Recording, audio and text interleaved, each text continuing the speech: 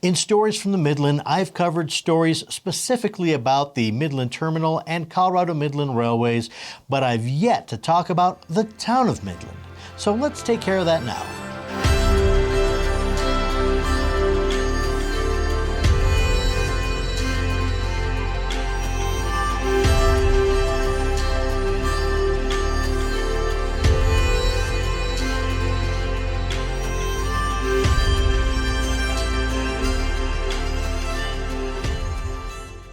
Welcome to Stories from the Midland, a collection of historic tales from Teller County and the surrounding areas.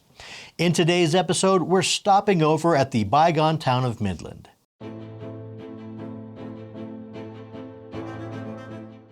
In our tale today, he thought of himself as a tough guy, calling himself the Terror of Midland. With his arrogance and his swagger, he headed for the community dance in early 1897. While there, he set his eye on a girl and found himself challenging some British guy for her attention. Word soon turned to fighting, and the Terror was quickly beaten unconscious.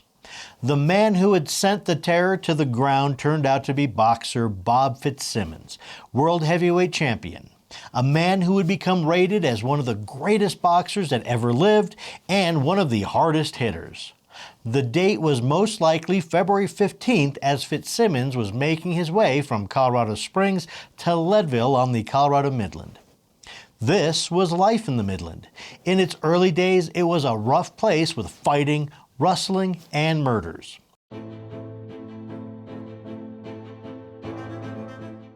It all started in the 1870s when a man named James Loshbaugh packed in everything he would need to homestead over 300 acres of Jackrabbit Gulch. The area would be platted as Midland in April of 1892 to house the workers building the Midland Terminal Railway, and the town would get its own post office near the end of June that same year. Midland, also known as Midland City, Midland Junction, and even Canterbury, was a stage stop with access to the 4-mile toll road to the Cripple Creek Mining District. But in 1893, construction on the MT rails were stalled when the decision was made to abandon plans for narrow gauge tracks in favor of the larger standard gauge. Once the issues with the investors were ironed out and updated plans were put in place, construction resumed and the railroad reached from Divide to Midland by the spring of 1894.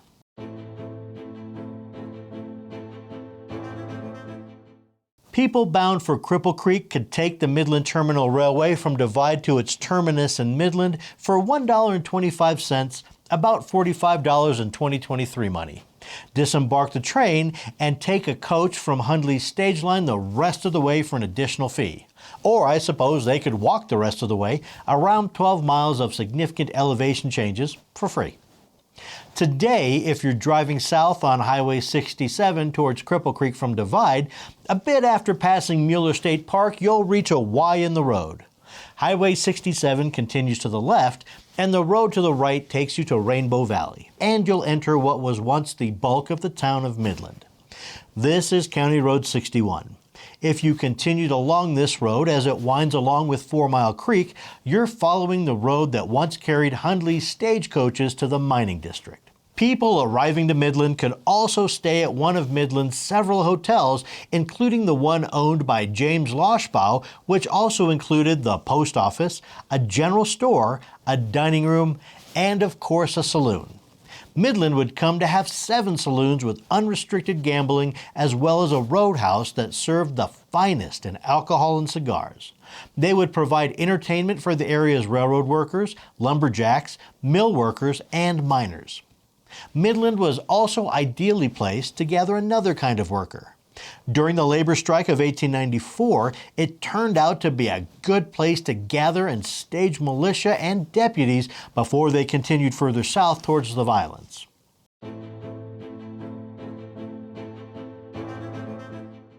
Midland also did a brisk business in the lumber trade. With 9 lumber mills, the town provided ties for the tracks being installed and lumber for the construction needs of the Cripple Creek District mines and buildings. But even the lumber trade could bring out the worst in the people of Midland. A gambler visiting the Cook and Lannon sawmill was killed over a game of poker in 1893 and buried in a massive sawdust pile where he laid undiscovered for 40 years. And on July 22, 1897, a man named Henry Ellis was transporting a load of railroad ties through Midland when the load overturned and fell on him, breaking his leg. He appealed to the residents of Midland for help getting medical attention, but he was refused. With nowhere else to go, he housed himself in a deserted bunkhouse. He had a little money on him with which to buy food, but that ran out and he found himself subsisting on his final can of peaches, which he had to stretch out for several days. Even then, the food and water ran out, and the residents of Midland seemed content to let him starve to death.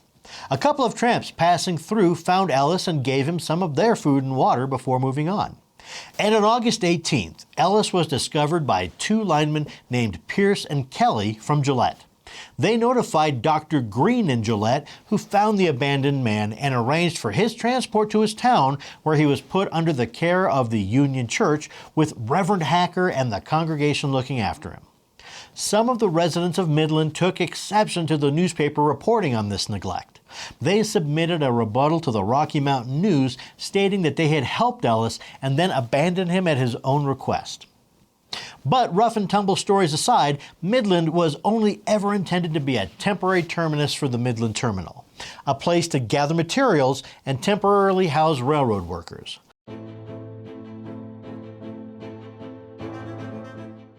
While business and a community grew in the town, its businesses were doomed to be short-lived from the start. In August 1895, the Midland Terminal completed its construction to Victor, and it reached Cripple Creek in December of that same year. While timber was still gathered for use at the mines, business for saloons, stores, hotels, and the stage line evaporated as passengers bound for the mining district really had no reason to stop there. So began the decline of Midland. People began to move out, but more stubborn residents stayed in place and some poorer residents remained in the abandoned railroad cars. By 1900, only one hotel and a store were still in business. Needing a change to draw a new kind of business, some people tried, fruitlessly, to start farming, and a few guest ranches were started and had limited success. The name Rainbow Valley came about as the name of the largest guest ranch started by Texas oilman Colonel McFadden. The ranch went through several owners and repossession before partially being converted into plots of land for sale. In 1971, the Rainbow Valley Property Owners Association, which still exists today under Articles of Incorporation restated in August of 2018, was established. And while today many newer residents think of the area as Rainbow Valley, if you look on Apple Maps or Google Maps, it's still labeled as Midland. Teller Route 61, which was once the stage road passing through the town on its way to the mining district, is a nice road to drive along with a few turnouts to stop and see 4 Mile Creek, or by which to access Dome Rock State Wildlife Area. Thank you for joining us for this episode. This is Tommy Allen, and on behalf of Trevor Phipps, have a great day. And should you find yourself starting a new business, do a little area analysis to make sure of long-term traffic. We look forward to having you join us next time for more stories from the Midland.